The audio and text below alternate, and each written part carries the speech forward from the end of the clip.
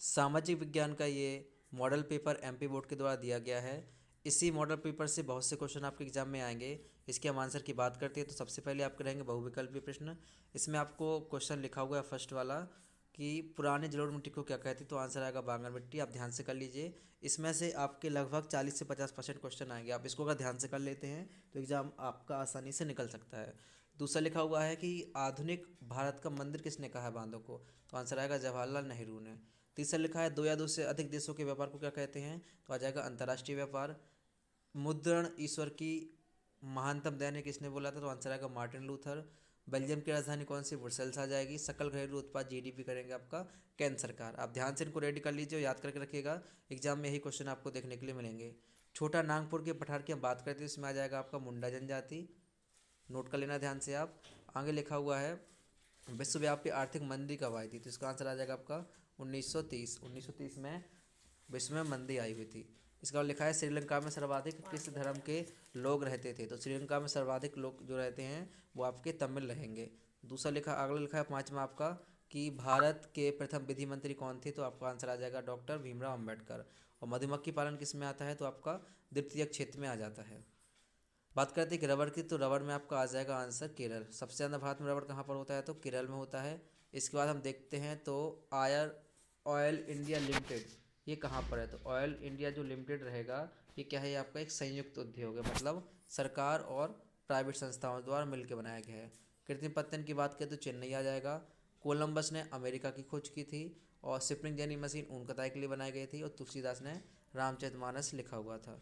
हम बात करते हैं एक शब्द में उत्तर की, तो देखिए यहाँ पर इसके अलावा सत्य सत्य ये वाले आपके सत्य सत्य की हम बात करते हैं, तो आप सत्य सत्य में एग्जाम में हो कहीं पर भी हो, सभी के सभी क्वेश्चन आपको सत्य लगा देने हैं। सत्य लगाने पर आपके 4 से 5 नंबर फिक्स हो जाते हैं। आप इसमें देखिएगा, जैसे कि इसमें देख रहे हैं फर्स्ट वाला क्वेश्चन लिखा है वन्यजीव अधिनियम 1972 में लागू हुआ था, तो ये आपका सत्य रहेगा।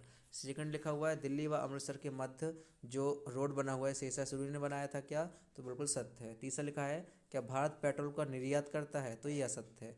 भारत पेट्रोल दूसरे देशों से मंगाता है, तो यह सत्य आ जाएगा। गीत गोविंद के रचयिता जयदेव है, तो ये सत्य रहेगा। पाँचवें लिखा हुआ है कि भारतीय संविधान में सब एक समान है, तो ये भी सत्य आ जाएगा। छठवें की बात करते हैं क्या लोकतंत्र नागरिकों के गुणों की गरिमा वृद्धि करता है, तो ये भी आपका सत्य आ जाएगा। देखिए एग्जाम में आपके जितने भी सत्य सत्य आते हैं आप उन्हीं सब में सत्य लगा दीजिएगा। आपके 5 या 6 ऑप्शन में से 3 से 4 आपके गारंटी से सही हो जाते हैं। सही जोड़े के बाद हम देखते हैं तो आपके एक शब्द में उत्तर रहेंगे, इनको आप ध्यान से कर लीजिएगा। और ये आपके क्वेश्चन आंसर है। पहला लिखा हुआ है 1972 के जो वन्यजीव संरक्षण का अधिनियम है इसमें क्या प्रावधान है, या फिर वन्य प्राणी संरक्षण के उपाय बताइएगा, तो इसमें सेकंड वाला सवाल है, आप इसे कर लेना। बाकी कृषि के प्रकार बताना है, भारत में कौन कौन सी कृषि होती है, झूम कृषि होती है, स्नातक कृषि होती है, वाणिज्य कृषि होती है, तो उसके बारे में बताना है। और विनिर्माण उद्योग किसे कहते हैं, विनिर्माण उद्योग के बाद हम देखते हैं तो इसमें क्वेश्चन लिखा हुआ है कि जब फ्रांस छींकता है तो बाकी यूरोप को खांसी जुकाम हो जाता है, इस कथन का आपको अर्थ बताना है। तो ये कथन किसने दिया था आपको बताना है। इसके बाद लिखा हुआ है रॉलेट एक्ट का कि ये क्या है, या फिर दांडी यात्रा का आपको उद्देश्य बताना है। कॉर्न लॉ क्या है, और स्टेपलर फुलर क्या है इसका अर्थ बताइए। शिफ्टिंग यानी मशीन। राजनीतिक दल क्या है, वैध सरकार या राजनीतिक समानता किसे कहते हैं, तो आप इन क्वेश्चन को ध्यान से नोट कर लीजिएगा। इन्हीं क्वेश्चन में से आपको एग्जाम में क्वेश्चन देखने के लिए मिलेंगे। बाकी ये लेटराइट मिट्टी की विशेषता है, वैश्वीकरण का अर्थ बताइएगा। परिवहन के साधनों और संचार के साधन में क्या अंतर है, विदेशी व्यापार से क्या आशा है, समन्वय आंदोलन, समवर्ती सूची, राज सूची और केंद्र सूची के बारे में। लास्ट रहेगा आपका मानचित्र। एग्जाम में एक 5 नंबर का आपको मानचित्र आएगा, तो आप उन्हें ध्यान से नोट कर लीजिएगा।